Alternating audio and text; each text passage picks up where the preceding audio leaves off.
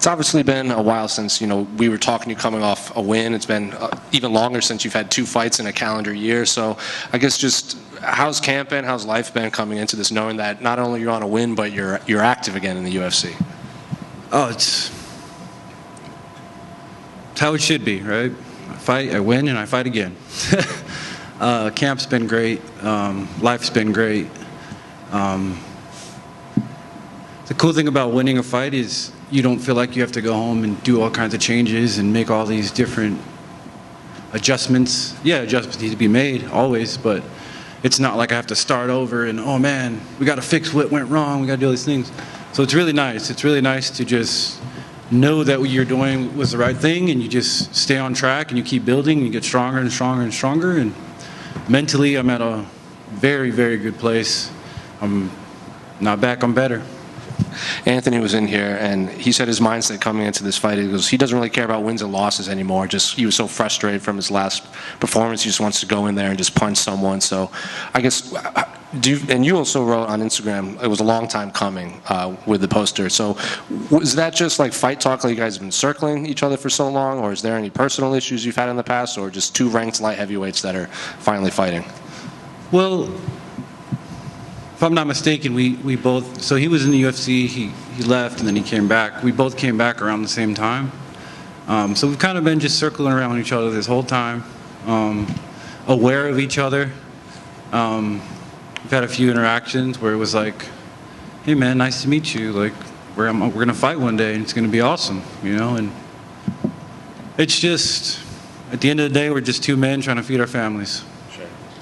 And he used the phrase, like, his last win was against Vitor Petrino, and he goes, I'm not going to tell my grandkids about beating Vitor Petrino, but he said his exact quote was, a win over Dominick Reyes still matters to me. Like, that's something I'll talk about in the future. So do you feel the same about Anthony, even though where he's at his point in career, a win over Anthony Smith is still big in 2024? Absolutely, man. I mean, it's respect. I mean, we're 2 veteran fighters who have been through a lot in this game, and we have respect for each other. I have respect for him. I know he has respect for me.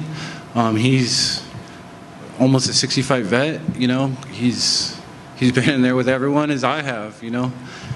Between me and him, we might have fought everybody in the UFC light heavyweight division in the last 10 years. You know what I'm saying? So it's a fight that, yeah, beating Anthony Smith feels good, right? He's not an up-and-comer. He's a name. It's not like a guy that's he's already established as who he is. So yeah, I do look forward to fighting Anthony and then having his name on my mantle, I guess you could say. When he was in here, he was kind of talking about your past losses, and he said it was like when you fought Yuri's a difficult guy to fight and difficult guy to prepare for, and maybe it was just a bad decision and you got caught. And then the Ryan Spann fight, you said it looks like you did everything perfect and you just got caught, and that's just how MMA goes. If you do reflect on those losses, is that something you also kind of agree with what he's saying, like where he's coming from? Yeah, I mean, there's different reasons for everything. Yeah. With the Jury fight, I was just a freaking war, man. You look at that fight, we were just beating the crap out of each other. You could say I lost, I got knocked out. Yeah, I did. And it was a crazy, ridiculous finish. Knockout of the year, in my opinion. But we were putting it on each other. I hurt him multiple times. I knocked him out at one point in that fight. It was, that was fun. But my whole mentality going into that fight was, hey, I want to bleed. And as a fighter, that's not a great idea to go in a fight saying, I want to bleed, right? Like, I was at a point in my life where I just had something to prove to myself, where I just wanted to go out there and bleed and throw bombs and hit each other with everything I had. I had a great game plan. I started in the fight, I was doing great. And then once the bullets started flying, I was like, yeah, let's go. I started loving the violence too much in that fight. Then against Spann, there was all kinds of different factors that led to that. And I was doing the right things for the most part, but I wasn't there mentally. I switched camps to train with Alex Pereira and Glover in Connecticut, my first time even being out there. And it was a whole experience just being out there. And I was searching for something that I already had inside of me. So when you're searching for something you already have and you're looking for it, you're not going to find it. It took me losing that fight to realize that everything I have is here, right, at home with my team that I train with and inside of me. So yeah, I did get caught in that fight, but I wasn't in the right mental space anyway. There's different factors that go into a fight. But yeah, I got caught by Span for sure. I impaled my face on his punch. Like, I literally ran into his fist, which is not a good idea. And I paid for it, but I learned the lessons, you know, patience, you know, range, doing things right. I just wanted it to be over. In that fight, I just wanted it to be over. I just wanted, all right, either you're going down or I'm going down, and I'm just going to come at you with everything I got right now. And that's not a correct approach on the highest level against some of the most dangerous men on the planet. But I learned my lesson, you know, and I'm here now. And I came back against Jacoby, and I was patient, I was smart, I was sharp, I was a veteran. I'm a veteran now. And cool thing about it is I didn't have to go through 40 fights to figure these things out. It's, you know, 3 losses and against the top guys in the world. And I got to learn these lessons, and now I'm here, and I feel really, really, really good. I'm ready to keep climbing.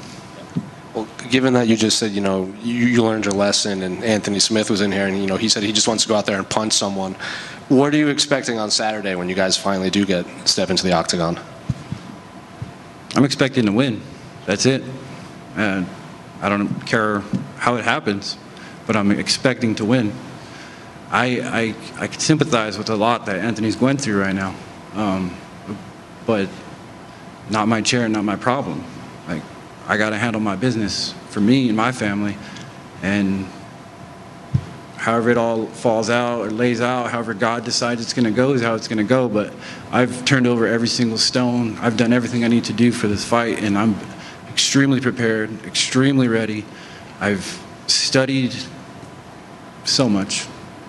You know, there's a lot to study, and I've really broken everything down and really taken my time and really sat down with my coaches and my team, and I know it sounds crazy, but I know how it's going to go down.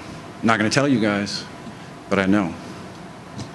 Just last one for me. He's been training a lot with Jamal Hill to prepare for you, like a long, rangy southpaw that has a lot of power with a lot of accuracy. Have you had to bring in anyone specific to prep for Anthony? No, man. Just like Jacoby, it's my team. The beautiful thing about my team, man, is I got guys that are selfless, right? They don't have these guys I train with don't train like, oh, I'm gonna beat Dom as me. Right? No, the guys I train with never act like themselves. They do exactly what I need them to do. I need you to be Anthony Smith. I need you to be Dustin Jacoby. I need you to be John Jones. And they do an excellent job of imitating my opponents and giving me the looks necessary to show up and have reactions without thinking at all. Dominick, you're one of the best players in Stony Brook football history. Have any specific football techniques helped you in your MMA career? Oh, absolutely. Mainly film study, going back to the film study. And I don't know if many of you have been in a college football film study. It's intense, man. 2 seconds, coach pauses it, rewinds it. 5 seconds, coach pauses it, rewinds it, goes back and goes back over and over and over. What the F is this? Look at your stance. Look at your pad level. Look at your angle. Why is your foot doing that? What are you doing here? And it's the littlest, minutest things that you wouldn't even think. Like, that looks good. What's up with this? You know, and you learn how to really, really critique yourself and critique your opponents and critique the little things that nobody thinks about that they don't think matters. But it's all the little things that make the big picture. And that's, you know, in the college football level, you make one mistake and it's a touchdown at DB, right? If I don't keep inside leverage, it's a touchdown. Or if I take a step and he fakes and I don't open my hips properly, I'm burnt, right? So it's all little details that matter, and it's at a really, really high speed. So that really translates really well to fighting with attention to detail and perfecting the little things.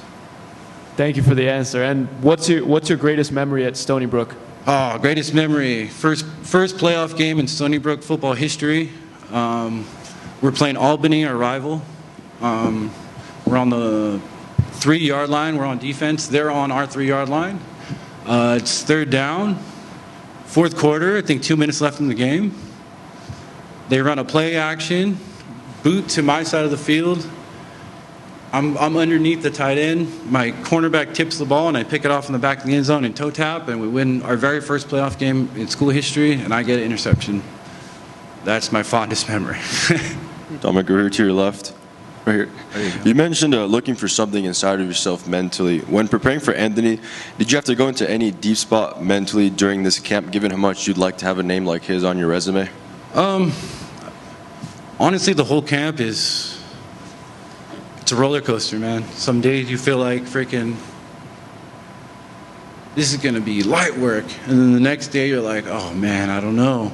And the next day you feel great. So the whole camp is a mental battle to try to stay even keel. I mean, that's like the main thing that I've learned throughout my career is stay even keel. Don't try to get too high, don't try to get too low.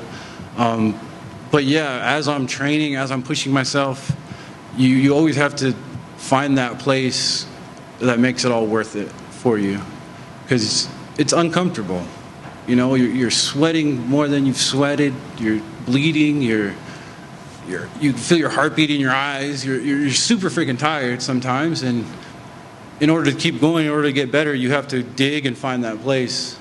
And my motivation to fight Anthony is I want to win, man. I just want to win. There's nothing better than winning, and there's nothing worse than losing. I mean, I'm sure everyone in this room probably feels the same way. But yeah, it's an extreme motivation to win and then be great, you know. And my motivation, I want to be champion, you know. I'm not just fighting to fight. I'm fighting to be champion still, you know. I feel like I'm getting into my athletic prime. I'm 34 years old, so I feel great. I feel great. And are there any significant differences in terms of like the atmosphere and vibes of this camp, given it's the first one in a while where you're coming off of a big win? No, I mean, it was just keep it rolling, keep showing up every day, keep doing the work, keep digging, keep building. The cool thing is, this is the first time in 5 years that I didn't have to get a surgery after the fight. So like, I didn't have to sit out for 4 or 6 months not training at all. It was straight back into training. So I feel great. Hey, Dominic, over here. Right there you are. Obviously, when you go through losses in a row, it could be very discouraging, but also earlier this year, you talked about dealing with the blood clots, which obviously a medical situation like that, completely different. Can you just talk about just the difference of having to overcome that, recover from that, to get to that point where you were when you got the win against Jacoby? Well, the cool thing about that, as terrible as it was, it made me appreciate every moment. It made me appreciate just living. So when you have gratitude, things become a lot easier. When you could wake up and just be grateful that you're here. And I'm grateful that I'm going to the gym today. I'm grateful that I have to get beat up today, you know, in training, right? I'm grateful that I have to be there. It makes things a lot easier, and it makes you able to work that much harder. So God's lessons come in very different ways, and I'm grateful for that. In the end of the day, I'm grateful for what happened. Hey, Dom, just one for me. There was a very positive reaction online to your last win. A lot of people seemed very happy to see you finally get back in the win column. Just how does it feel for you to see everyone's reaction to that? It's awesome. I mean, I'm a professional athlete. I'm a fighter. I give everything to this sport. I've given everything to the sport. I think the fans could see that I've given everything. And it always didn't turn out my way, but no matter what, I show up and still give it my all. Whether, you know, whatever the circumstances are, I'm still here and I'm still fighting. You fall down, you get back up. You fall down, you get back up. And I think it's just a testament to the human spirit. And I think that's where the fans could relate to.